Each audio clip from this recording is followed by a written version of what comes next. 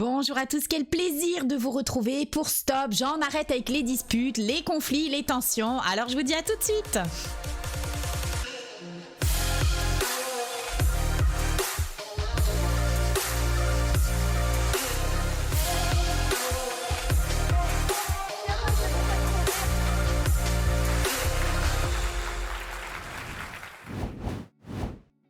Bonjour à tous, mon nom est Karine Nossurdo, je suis la fondatrice du programme C'est là et avec Lucas, mon fils, nous accompagnons des femmes, des hommes, des entrepreneurs, des parents à libérer les éléments de blocage de leur histoire pour être enfin heureux dans leur vie. Alors heureux, c'est une thématique qui nous tient à cœur, c'est pour cette raison que nous vous invitons à télécharger notre e-book sur les 3 piliers pour être heureux. Et puis si c'est votre première visite ici sur notre chaîne YouTube, bien sûr, soyez les bienvenus. Merci de vous y abonner, de cliquer sur cette cloche pour recevoir les notifications en priorité. Et puis merci par avance pour l'ensemble de vos pouces. Bien sûr, ça nous encourage avec Lucas et puis ça permet d'améliorer notre référencement. Alors la thématique d'aujourd'hui, c'est comment je fais finalement pour arrêter les disputes. Eh bien avec un outil infaillible, c'est tout à fait faisable. On va voir comment ça se gère. Alors déjà, comme d'habitude, nous allons poser le cadre. Qu'est-ce qu'on entend par un conflit, une dispute? Un conflit, eh bien c'est un état d'opposition. C'est un état d'opposition bien sûr entre au moins 2 personnes, hein, on est bien d'accord, ou alors avec une entité. Et cette opposition, j'insiste là-dessus, elle fait partie des lois universelles. Une des lois universelles, c'est la loi des opposés, la loi de la parité ou la loi de la dualité. C'est-à-dire parce qu'il y a le jour, il y a la nuit, parce qu'il y a le froid, il y a le chaud, parce qu'il y a la gauche, il y a la droite. Donc de toute façon, dans votre incarnation, la carne, vous êtes venu vivre un parcours initiatique avec des expériences agréables, désagréables, mais quoi qu'il en soit, vous êtes venu pour vivre des situations avec de l'opposé. Ça fait partie des lois universelles. Donc déjà de poser ce cadre, c'est très important de le savoir parce que ça va nous permettre de l'accueillir autrement pour ceux qui sont sur une dimension spirituelle. Et de plus en plus, je vais aller sur cette dimension parce que moi, c'est toute ma vie. Le côté avec la médiumnité, j'en parle peu souvent, mais pourtant ça fait bien partie de ma vie au quotidien. Donc voilà un petit peu ce qu'il en est de ce cadre, et ça va créer une tension. D'où l'expression populaire, c'est marrant, j'en pleure, j'ai les larmes qui coulent toutes seules. D'où l'expression populaire, c'est tendu entre nous. Voilà, hein, c'est une espèce de tension, et cette tension, eh bien, elle va générer des émotions telles que de la frustration, de la colère, de la tristesse, de la rancune, de la peur, du dégoût parfois. Et les causes de tout cela, elles sont identifiables sur 2 niveaux.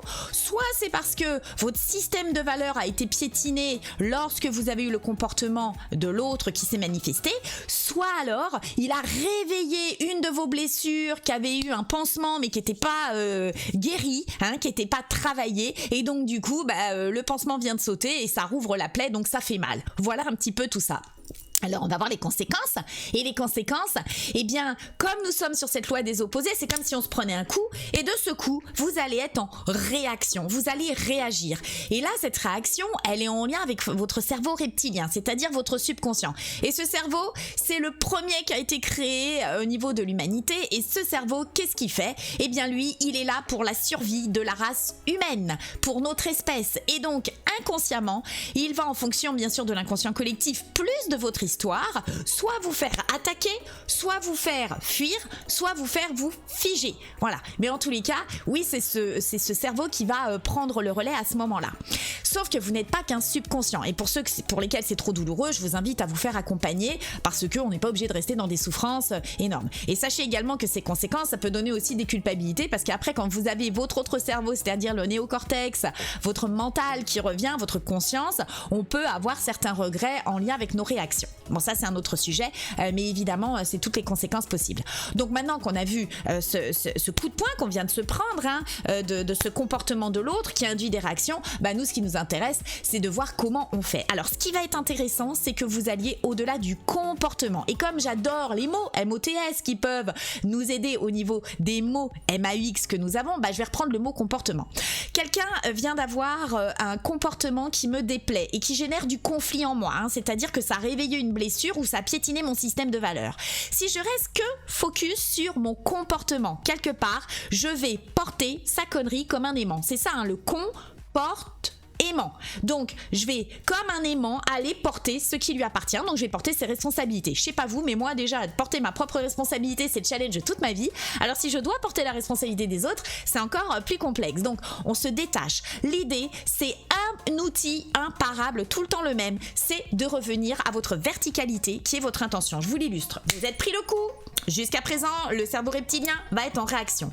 Plus vous allez être dans le détachement, plus vous allez redevenir l'adulte responsable, votre individualité, votre incarnation, le i d'incarnation, le i d'individualité, le i de l'intention, et plus vous allez pouvoir créer de nouvelles actions qui vont être justes et bonnes pour vous. Donc en fait, le seul outil utilisable là et indispensable, c'est l'intention. Donc au lieu de s'arrêter au comportement, ce qui va être intéressant, c'est d'être dans le détachement pour revenir à l'intention de la personne. Qu'est-ce que j'entends par l'intention? C'est de passer par la clarification de qu'est-ce qu'il a voulu vous dire. Donc ça va passer par le questionnement. Quelle est sa finalité? Quelle est son intention? Que recherche-t-il à me dire? Que dois-je en comprendre de cette situation? Quelle est son intention? L'intention, c'est votre outil phare. Donc à chaque fois que vous allez vous prendre un coup, au lieu d'être en réaction, prenez un petit peu, revenez au corps, votre présence, parce que la sensation, eh bien, c'est en lien avec votre histoire, votre système de valeurs qui est piétiné, mais votre système de valeurs a tout autant de valeurs que le système de valeurs de l'autre. C'est juste que peut-être que vibratoirement, vous n'êtes pas fait pour vous rencontrer en évoluant ensemble. Enfin, vous allez évoluer ensemble, ça c'est sûr, mais peut-être pas ensemble. Vous allez évoluer, mais peut-être pas ensemble. En tous les cas, cette rencontre, elle est jamais faite par hasard. Elle va vous permettre d'apprendre. Avant d'être sage, on apprend apprentissage.